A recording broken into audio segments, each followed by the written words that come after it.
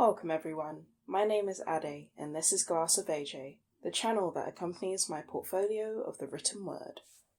I decided to make an audio-visual version of this week's post after scrapping my original idea, which was another guaranteed failure post. I'll catch up with it again in the future, but today I'm going to talk about how frustrated I am. The past couple of weeks have been pretty hard on me. I find myself feeling more and more overwhelmed with things to do. I think I can narrow the reason for this feeling down to my creative tendencies not being fully satiated, but also worrying about getting a job to support myself and in turn, my passions. I feel conflicted. I want to create videos, music, and write about stuff that I'm interested in, but I find myself having to write applications for jobs that I'm not sure I even want. What makes it worse is that I don't understand what most job descriptions mean.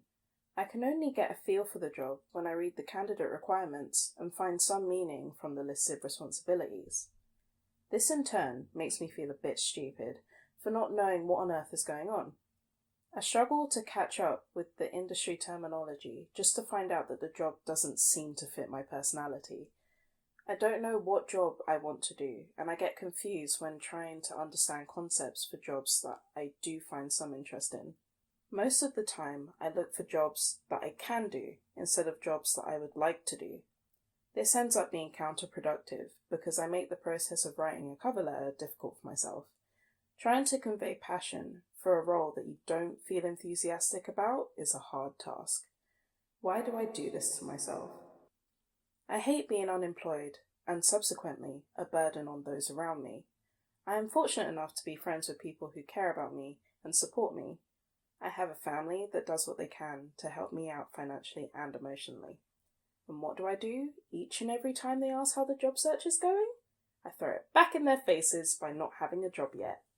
Another month of my mother helping me out with the rent. Another month of my sister footing the bill for my expenses along with her own. More handouts and IOUs with every single month. I'm sick of being that person. The one who can't seem to just get a job and know what they want to do and just get on with it. The one who has to say no to birthday parties and hangouts because money is always tight and they can't make it up with overtime. I'm thankful to anyone who's ever helped me, even during uni, college and school, but I'm sorry for not doing better for myself. I know applications take two to tango. There's an employer on the other end of the submit button.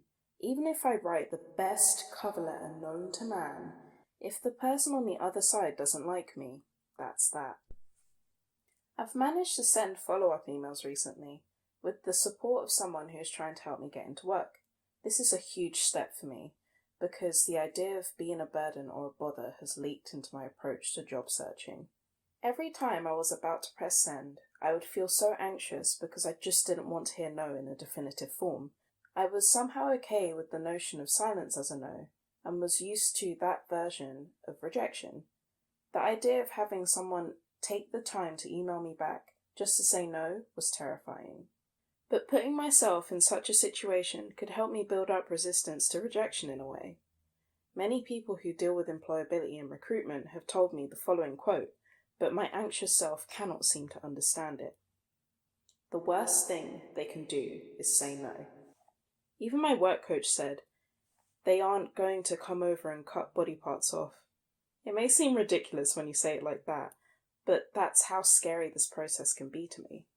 I am trying to get over it little by little, but this is what's causing the lag in applications, along with the confusion of what I want to do as a job, as a career, and the self-induced panic, or SIP, that I have imposed on myself from the kindness and generosity of my friends, family, and volunteers who are trying to get me into employment.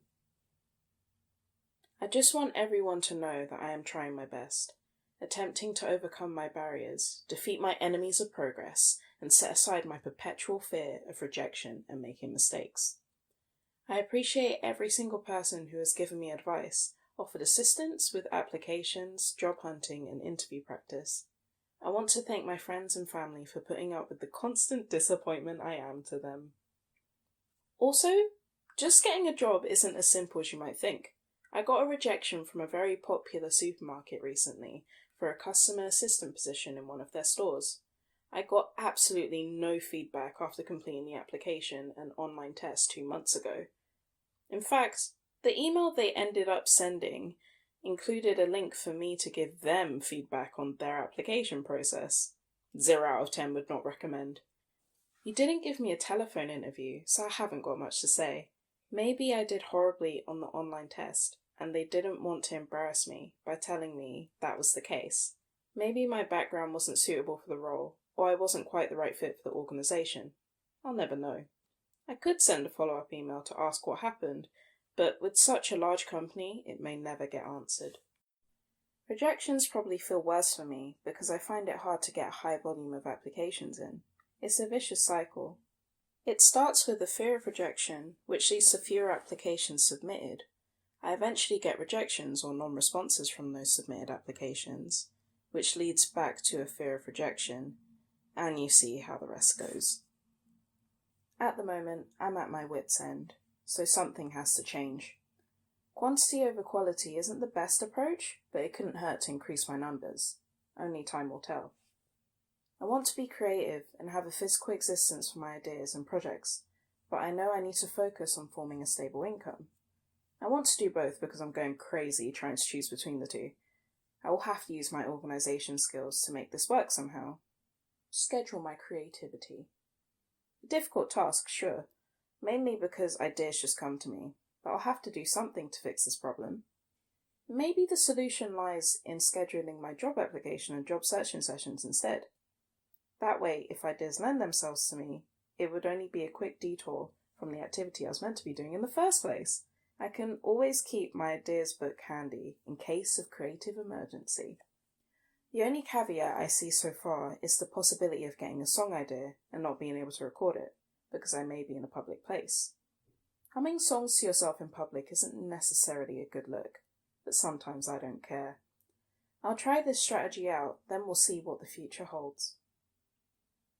Thank you for listening to my rant about a problem that seemingly solved itself. Although the solution I ended up with should have been obvious, the integration of a strategy to allow my creativity to flow as and when was crucial to my acceptance of said solution. Sometimes talking things out yields the answer. If you like what you heard/watched, consider liking the video, commenting, subscribing, sharing, and all that YouTube hullabaloo. My website link is in the description, and I hope you have a great day. Stay thirsty. Get it? Because glass of AJ is refreshing? No? Okay. Bye.